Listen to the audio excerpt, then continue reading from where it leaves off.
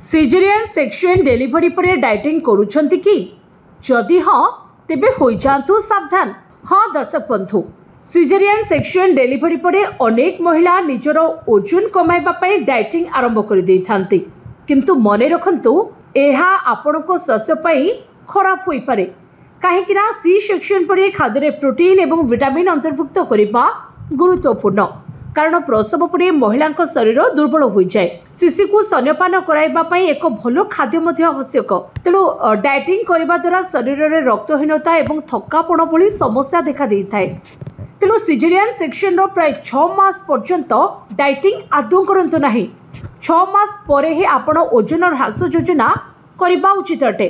तेबे खाद्य रे क्षीर, दही, मांस, माछ, अंडा एवं फल सामिल करबा उचित अटे। यह व्यतीत फल एवं सबुज पनीपरिया प्रचुर परिमाण में खाइबा उचित अटे।